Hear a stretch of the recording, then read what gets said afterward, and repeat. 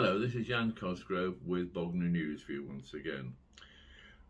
Well, why do we know it's time for an election coming up in a few months, May next year? Well, I'll tell you why, because the Lib Dems have delivered their first glossy leaflet. There it is. This is quite common. At this time, the other parties will no doubt follow suit, but the Lib Dems especially will give you an avalanche of leaflets, I promise you. What they want us to see is that they are the contenders with the Conservatives.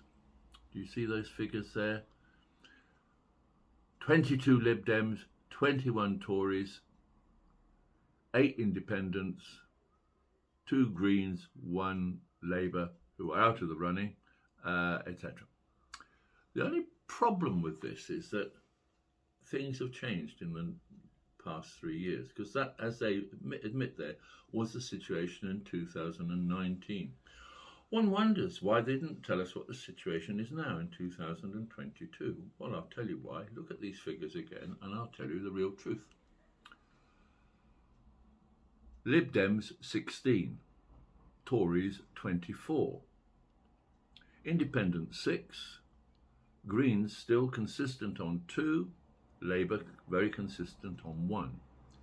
Where are the other ones gone to? A new group, Arun Independent group.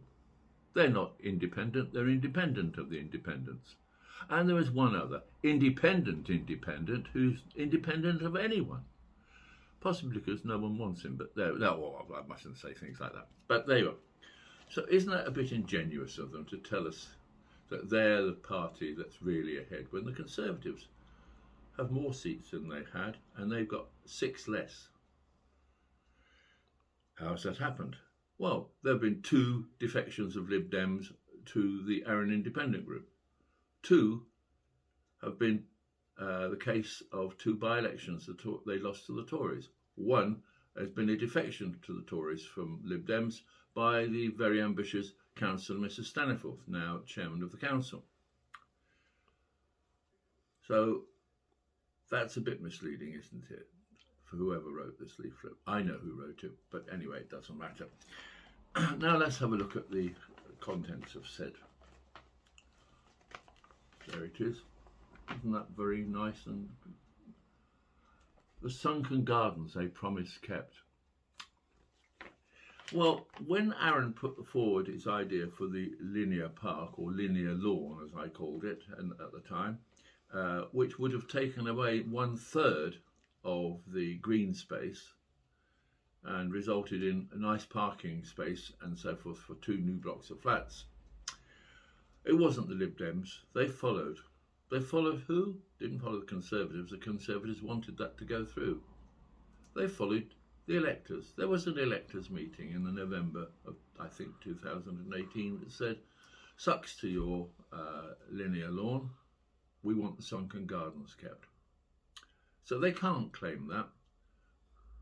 They followed that, well done. The Tories didn't, but let's be accurate about things. Now, what else have we got here? Wow.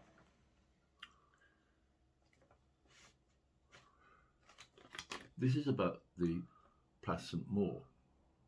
What they're claiming is that the Conservatives have messed up the Place St Maur plan. Well, that remains to be seen. What I'm going to be doing shortly is finding out exactly how much it's all cost in detail. The reason is, I think that the project was probably undercosted, and that was in the Lib Dems' time. The Tories have been left with a grant from the government based on what the Lib Dems put into the government when they were in power. So we'll see whether that claim is true. The Lib Dems also have been as big of supporters of this recladding of the Regis Centre, polishing the turd as we call it, as the Conservatives. You won't get them actually decrying it. And yet, as I've said before, all it's going to do is clad 2 sides of the Regis Centre, that was my last broadcast in fact, and put a new roof on. No, nothing where the Whitbreads is, and the whole car park side, the largest area, left alone. A new roof, because the old one leaked from day one. The Lib Dems have consistently not supported, just as much as the Conservatives have not supported, any proper regeneration on that site, including the £90 million Sunrise project. They have been led through the nose, like the Conservatives, by the officers at Arun. So let's not have any rubbish here. The Lib Dems have been just as guilty of not supporting a proper regeneration and of supporting this lacklustre proposal as the Conservatives and by the way, the Independents. So not a happy prospect for us as a town. £90 million gone down the toilet, probably.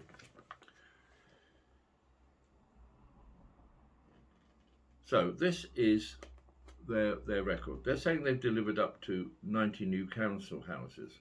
Well, that's good. Successfully started food waste trials and hired a climate and sustainability officer to make Arun greener. Well, to be honest, it's not a great record.